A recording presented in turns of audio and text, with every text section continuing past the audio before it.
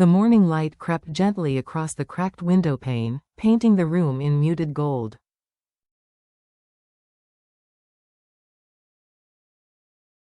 Outside, the air was cool and still, the kind of quiet that came before something unknown.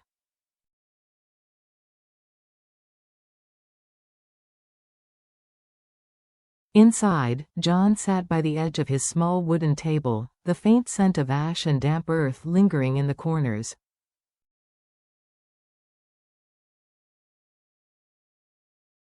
His notebook lay open, a half-written line frozen mid-sentence. To rebuild, one must first forgive.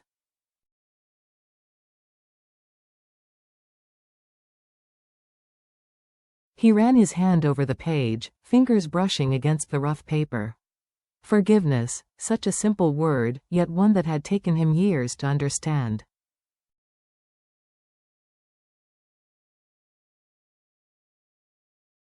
Once, he had believed redemption could be earned through grand gestures or heroic acts.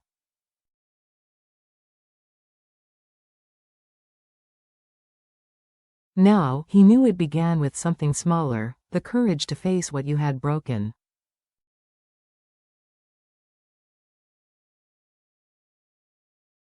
John rose from his chair, stepped outside, and squinted toward the horizon. The village shimmered under the sun, red clay roofs, narrow dirt paths, the distant chatter of women by the market.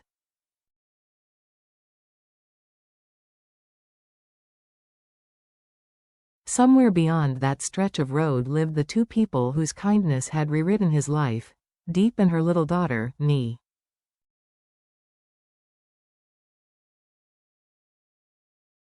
But lately, the peace that had wrapped around them felt thinner, fragile. There were whispers in the village, of strangers lingering near the fields, of questions asked in hushed tones.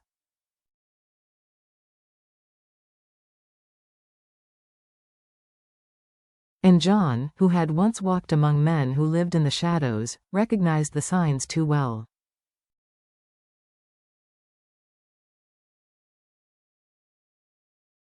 The house of dust and memory. That same morning, he returned to the old house where his past still lingered.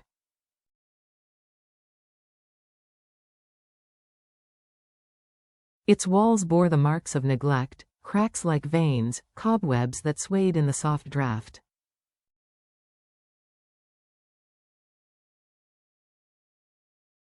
Yet the sunlight spilling through the broken boards gave it an almost sacred beauty.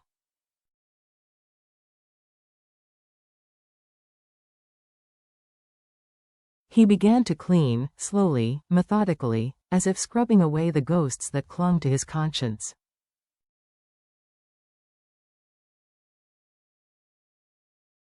Each stroke of the broom lifted more than dust, it lifted the weight of regret.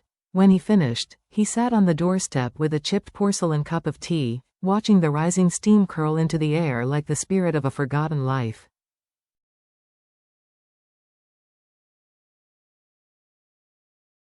From today, he murmured, I'll live differently. Not for myself, but for those who once believed in me.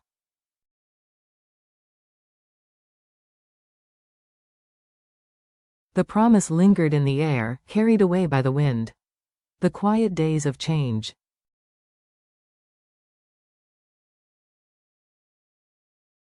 Weeks passed. John's days began before sunrise. He tilled the small garden, rebuilt the chicken coop, and repaired the broken fence with his calloused hands.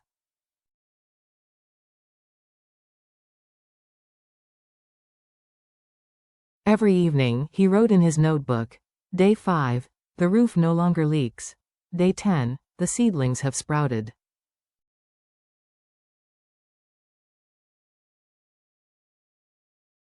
Day 20, I can finally sleep again. He no longer sought noise or company, silence had become his friend.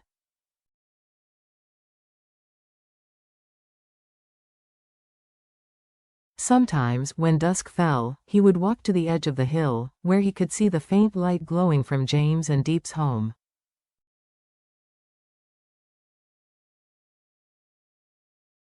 He would stand there for minutes, unmoving, the faintest smile on his lips. They forgave me, he would whisper.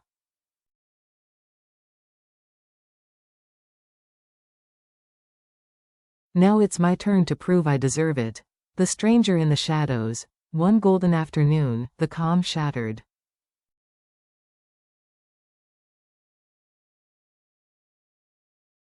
John was on his way to bring vegetables and eggs to Diep's home when he noticed something unusual.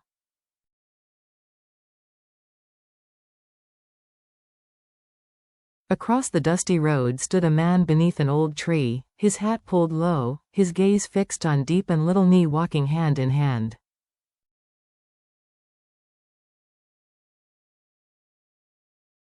John's heart clenched. He knew that look, the predatory stillness of someone watching, waiting.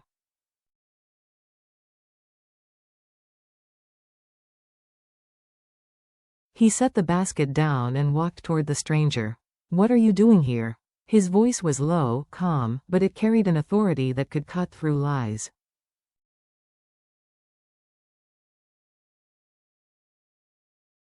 The man stammered, I am just passing by." John took another step closer. "Then why are you hiding behind a tree?"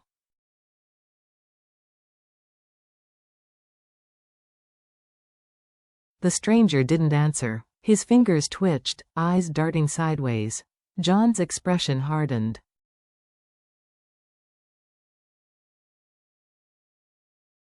"Leave this place. If I see you again, you won't like what follows." The man turned and disappeared down a narrow path between the bamboo groves.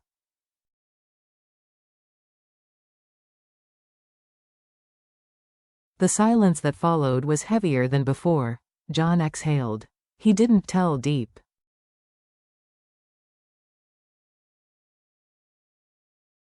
Not yet, she's been through enough, he told himself.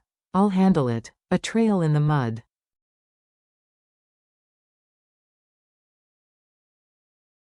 The next day, he noticed fresh tire tracks on the muddy path near Diep's home, thick, deep, and unfamiliar.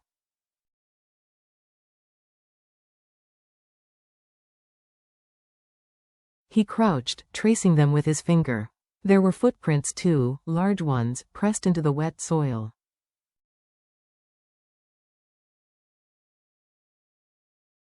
He followed the trail to the village market and asked an old woman quietly, "Have you seen any strangers lately?"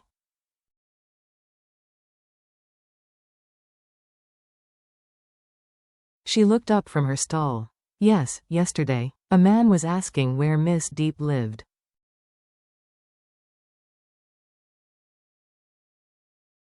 Said he wanted to take photos of the scenery. John's breath caught. He knew better.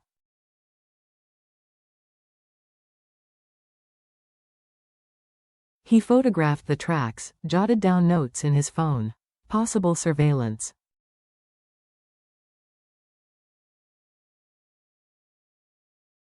And beneath it, a single vow: I won't let it happen again. The meeting.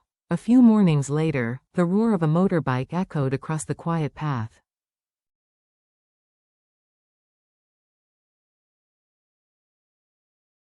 James stepped off, brushing dust from his jacket.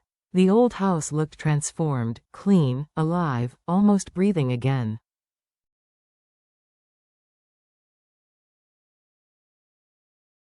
John was wiping the windows, sleeves rolled high. James smiled faintly. You really brought this place back to life.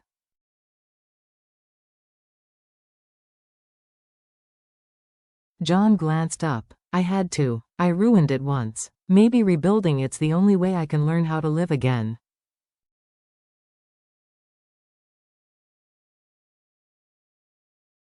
James nodded, his eyes scanning the home that was no longer haunted, but reborn.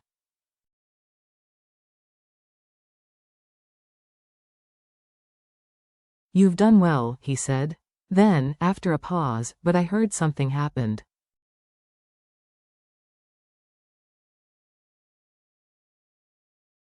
John hesitated. Someone's been following Diep and Nhi. I scared him off, but I don't think it's over.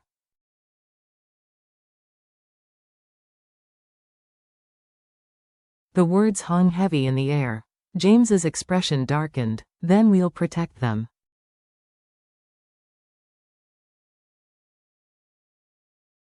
Together. The pact. They sat at the table under the flickering lamp. The night air hummed softly outside.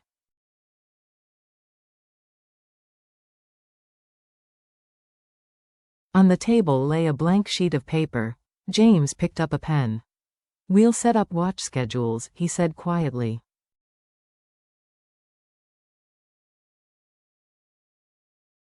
John nodded. "I'll take the market and the path by the stream. That's where I last saw him."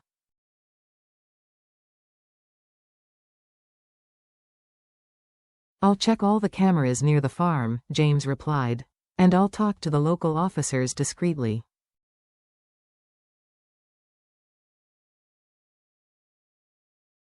John's voice softened. "Diep mustn't know. It'll only make her anxious," James agreed.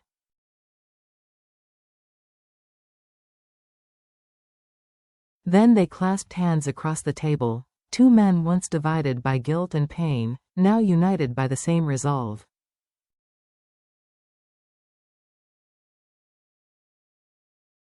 The return of the past. That evening, John patrolled the road again. The air smelled of rain and soil.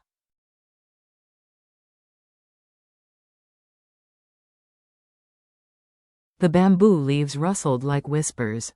He crouched by the old tree and studied the ground, faint footprints, half erased by wind.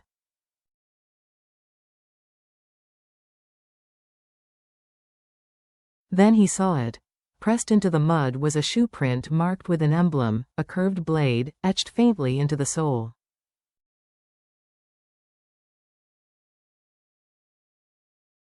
John froze. It was a symbol he hadn't seen in years. A mark belonging to the man he'd once worked with, the same network he had betrayed when he turned his life around.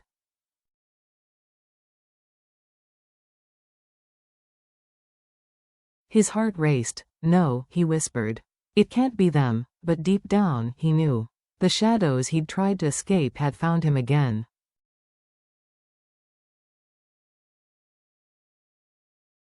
And this time, they weren't after him. They were after Diep and the child he had sworn to protect.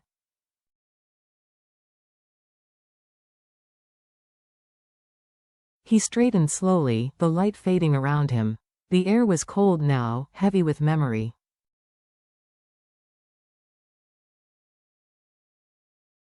He looked toward the distant house where laughter sometimes drifted through the windows.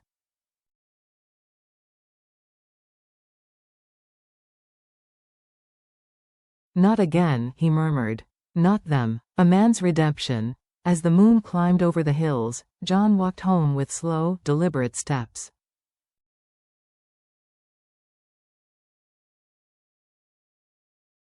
Every echo of his footsteps felt like a drumbeat of resolve. He entered his house, turned on the small lamp, and opened his notebook.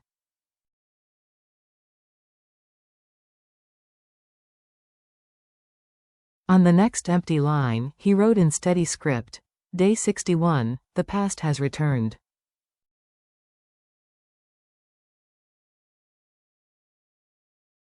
"But this time, I will not run." He closed the book, exhaled, and looked out the window toward the horizon where Diep's home glimmered faintly beneath the stars.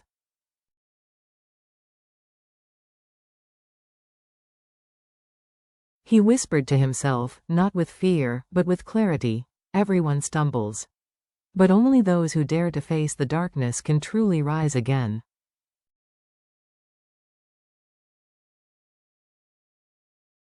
And somewhere beyond the fields, unseen, the man in the hat watched the lights flicker, waiting, calculating.